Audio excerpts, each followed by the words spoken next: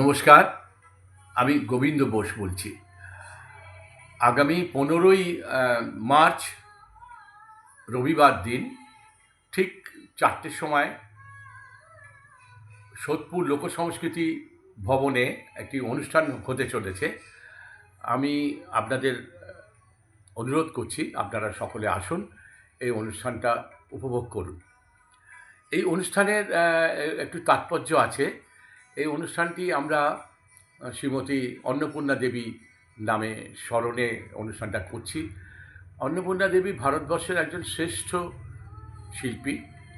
ওনার শতবর্ষ চলছে সারা ভারতবর্ষ, সারা পৃথিবী জুড়ে।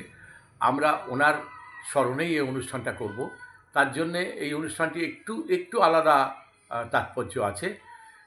এই কারণে বলছি আপনারা আসুন, খুব একটা ভালো অনুষ্ঠান আপনারা শুনুন এবং আমিও থাকব। আমরা সকলে মিলে এই অনুষ্ঠানটা আনন্দ উপভোগ করব। আগামী 15ই মার্চ লোকসংস্কৃতি ভবনে অনুষ্ঠানটা হবে সোদপুরে। আপনারা অবশ্যই আসুন, আমার নমস্কার দেবেন।